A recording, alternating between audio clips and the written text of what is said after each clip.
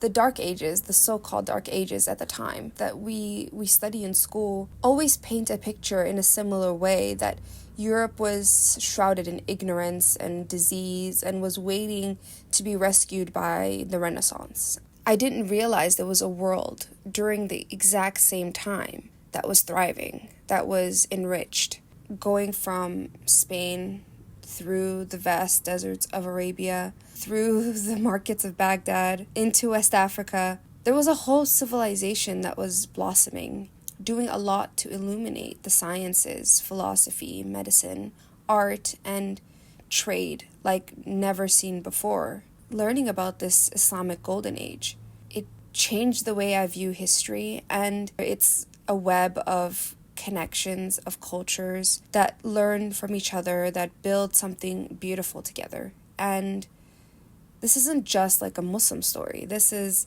a human story. And people of different faiths, languages, cultures, backgrounds, all worked side by side to push the boundaries of what we knew of the world at that time. And some of the prominent names that you may have heard of include Al-Khwarizmi, who was known as the father of algebra, Ibn Sina, whose medical texts shape healthcare systems for centuries, and Rumi, whose poetry still resonates with many today. I wanted to learn about these stories and share them because, I don't think I'm the only one that's a bit ignorant to this history, and get a bigger picture of a world before the West that we know today. And you can see that these stories connect us through time and space. And we all know the story, right? It begins in 7th century Arabia, and with a prominent man, Prophet Muhammad ﷺ, whose life was full of hardship. He was a merchant respected for his honesty, and receiving revelation from God. It is unironically not simply a religious text. It is a guide for civilization that shaped how entire civilizations viewed the world and what they placed importance on. And one of the main aspects of the Quran that pushed this idea is the central themes of knowledge and ilm, and trying to learn and read and grow and understand. The emphasis placed on learning wasn't an accidental emphasis. It was almost a call for revolution, for education, for justice, for compassion, for the pursuit of truth. It changed how people thought of themselves and their place in the world they lived in. And after Prophet Muhammad ﷺ's passing, his followers unite the Arabian tribes under a common faith and governance system. And individuals like the first Khalifa, Abu Bakr radiallahu anhu, expanded what we know as that community far beyond Arabia's borders, creating an empire that would soon stretch from the Mediterranean all the way to the borders of India. It wasn't just conquest for conquest's sake. It was new rulers guided by this book that united regions with such rich history. Places like ancient Persia, Byzantine Syria, Egypt, they often preserved and built upon the ancient knowledge and culture that they found in these places, and crucially used Arabic as a language of both administration and learning, which created a unifying thread across this diverse empire, connecting people. And like I said, the dark ages, the so-called dark ages at the time that we study in school, always paint a picture in a similar way, that Europe was shrouded in ignorance and disease and was waiting to be rescued by the Renaissance. And nobody told me, at least at school at that time, that something quite the opposite was happening just a few thousand miles away, and that a civilization was being born that would take the best of the ancient world and infuse it with new moral and spiritual visions that impact generations to come and continue to impact us to this day. And it didn't start with palaces or libraries. It started with simple words. The first revelation to Prophet Muhammad ﷺ was not a call to arms or to build monuments. It was a command to seek knowledge and to read. And I remember for the first time realizing how radical that must have been at that time. Because while poetry was quite significant, any systematic form of study was quite rare. Not many people could read or write, and there wasn't a way for that to happen for the average person. And suddenly, it wasn't just about surviving in the desert anymore. It was a call to unlock the human mind. And just within decades of Prophet Muhammad ﷺ's passing, the Muslim community expanded.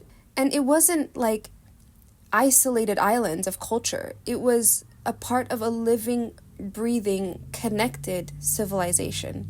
And one thing I didn't appreciate was how Islam's moral framework actively encouraged this integration. We tend to imagine the early Islamic world as Arab dominant, and the reality is far richer. You had Persians, Berbers, Turks, Kurds, Copts, Jews, Christians, Zoroastrians, all combining to its social and intellectual fabric, with Arabic becoming the lingua franca, and the knowledge that was carried through was truly global. And by the time we reach the Abbasid era, which is around the mid-8th century, we see the seeds of what is now called the Islamic Golden Age. Trade routes that stretched from the Indian Ocean to the Mediterranean. Scholars debated in mosques, courts, and gardens, and paper, a Chinese invention, was spreading across the Muslim world, replacing costly parchment and revolutionizing the way knowledge could be stored and shared. But the thing is, the Golden Age wasn't inevitable. It was a product of deliberate choices, valuing learning, protecting the diversity of thought, and seeing the pursuit of knowledge as a form of worship. And it's in that space, that unique meeting of faith, politics, and curiosity, that the House of Wisdom could blossom. And I plan to get into it. I plan to discuss how the Abbasid caliphs built Baghdad in the House of Wisdom, how translators turned ancient Greek philosophy into Arabic prose, and how mathematicians like Al-Khwarizmi reshaped the language of numbers. When I first learned about Baghdad's House of Wisdom, or Bayt al-Hikmah, I thought it was just a library that had old books. I mean, it sounds like it, right? But it's so much more than that. Just imagine a hub of ideas where scholars, translators, philosophers, mathematicians, doctors, and astronomers from all around the world gathered to unlock ideas and mysteries of the universe we live in. It was less a quiet archive and more of a dynamic research institute, kind of. I mean, it's what we would understand a research institute to be today, but 1,000 years ago. So the House of Wisdom was founded in the early 9th century by the Caliph Al-Mamun. He was a ruler that wasn't just a political leader, he was a passionate supporter of knowledge. And he believed that understanding the world was a part of understanding God's creation. And he poured a lot of resources into collecting texts, funding scholars, and translating many manuscripts. And this was seen through scrolls and codices arriving from Byzantium, Persia, India, even as far as China, Greek philosophy, Indian mathematics, Persian medicine, all converging in one place. These scholars didn't just translate, they questioned, they challenged, they expanded on the ideas. Hunayn ibn Ishaq, who is a Christian scholar and physician, famously translated hundreds of Greek medical texts, but also added his own commentary and refining the treatments and diagnoses. One of the greatest achievements born in this environment was algebra, and the word itself comes from al-jabr, which was part of a title of a groundbreaking book by Al-Khwarizmi, a Persian mathematician working in Baghdad. He didn't just solve equations, he laid the groundwork for the systematic solving of problems using symbolic representation. Without his work, modern computer science and programming, which heavily relies on algorithms named after him, might look very different today or might have taken much longer to get there. And then there's Ibn al-Haytham, who was often called the father of optics.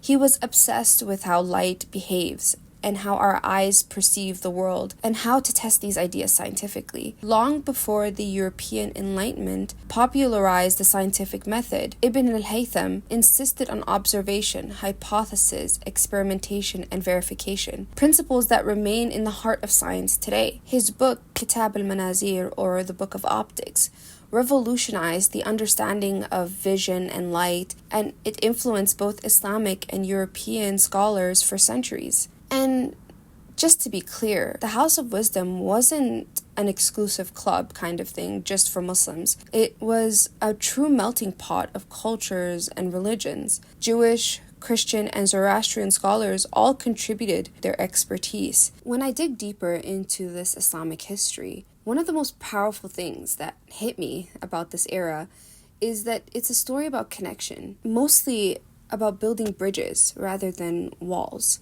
and how Muslim scholars didn't just lock themselves away just reinventing the wheel from scratch. They instead embraced the wisdoms of earlier civilizations and preserved it carefully, questioned it thoroughly, and then built upon it. And when we look at the Greeks, for example, by the time the Abbasids came into power, many of the great works of Aristotle, Plato, and other Greek philosophers had faded away from European awareness. And these works that were preserved in the Byzantine Empire and the Syriac translations, scholars in the Muslim world made it their mission to translate these texts into Arabic, often through Syriac intermediaries. And translation at that time wasn't just a mechanical task, it was an active engagement. Hunan ibn Ishaq, a towering figure in this movement, famously insisted on accuracy, but also on understanding and improving the texts. These translations were accompanied by commentaries and critiques, debates on the nature of the universe, metaphysics, and ethics. These interactions breathed new life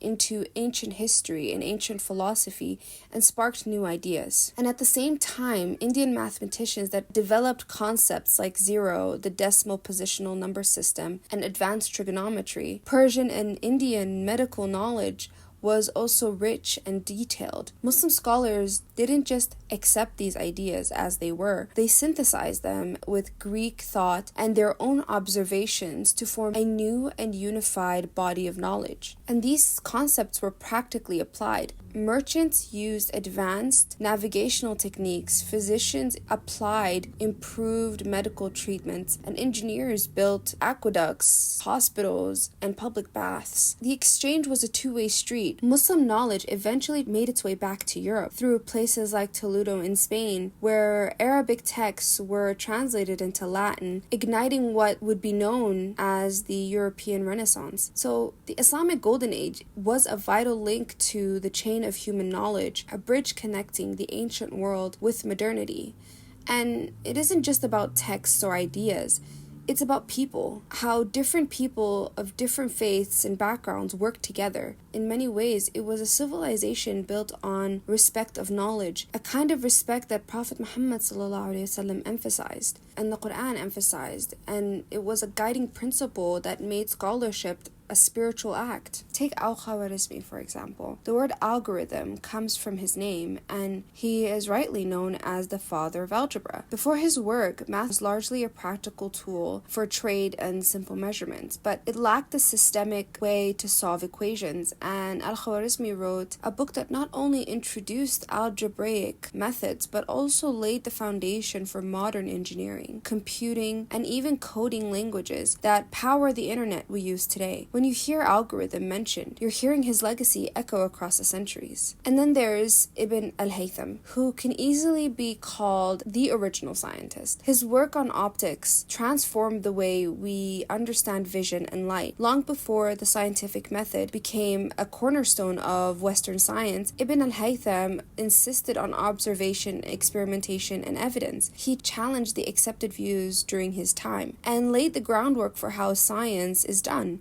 which is rigorously and skeptically. His book, Al-Kitab al-Manazir, influenced scholars far beyond the Muslim world and shaped optics for hundreds of years. And then we also have Ibn Sina, who is known in Europe as Avicenna, a polymath who authored the Canon of Medicine, a text that was the ultimate medical authority in both the Islamic world and Europe for over 7 centuries. His work combined ancient Greek medical knowledge with his own clinical observations and theories, advancing ideas and diagnoses, pharmacology, and anatomy. He didn't just pass on knowledge, he innovated and systemized it, and as a result saved countless lives for centuries. But this golden age wasn't only about these towering individual geniuses. It was about vibrant cities like Baghdad, the home of the House of Wisdom. It was a city filled with libraries, observatories, hospitals, and gardens where ideas bloomed. And if you go far west, there's Córdoba in Andalusia or Muslim Spain. It was a center of learning, boasting massive libraries filled with hundreds of thousands of volumes. It was a place where Muslims, Christians, and Jews lived and worked together, producing poetry, philosophy, and scientific advances that would ripple through Europe. And then there's Timbuktu, which is often overlooked in popular histories, but it's an extraordinary scholarly hub on the edge of the Sahara. It housed thousands of manuscripts on theology, law, astronomy, and medicine, revealing a rich tradition of Islamic learning in West Africa that challenges the narrow Eurocentric histories that we learn today. And of course, the story has much darker chapters: political upheaval, invasions, the devastating Mongol sack of Baghdad in 1258 that remind us that no civilization is immune to hardship. Yet even through these moments, knowledge survived, sometimes by going underground, sometimes by migrating to new homes, but always inspiring new generations. And you might wonder, why does this matter? Why do we need to think about this now? Why look back at centuries old stories when the present is just, it seems much more important? But personally, discovering this history did more than just fill in the blanks of what I thought I knew. It changed how I see the world and our place in it. It showed me that human achievement, creativity, and progress are not just a monopoly on any one culture, people, religion, or region. They are a shared heritage, a chain of curiosity, compassion, and connection that links all of us. And in a world that division often seems too wide between religions, cultures, and nations, understanding this past reminds us that those lines were much more intertwined than we might think. The Muslim world wasn't an isolated other, and instead a vibrant, diverse center of knowledge, culture, and innovation, one that influenced Europe, Africa, and Asia deeply and continues to do so. It challenges the narrow and often false narrative that progress only came from one place or people. The Islamic Golden Age teaches us that openness to ideas, respect for different voices, and a passion for learning together create flourishing societies. And this story is deeply rooted in the Quran's call to seek knowledge. It reminds us that knowledge is not a possession for the few. It's a gift and a responsibility for all of humanity. By sharing these ideas, I hope that I inspire curiosity and pride in a shared human legacy, and curiosity about how we can carry that legacy forward from today. It's about seeing knowledge as a bridge. It's a tool for progress. And I also just think it's important to dive deeper into this world and understand and value the work that our ancestors had put into the world we live in today, so that we can do the same for future generations.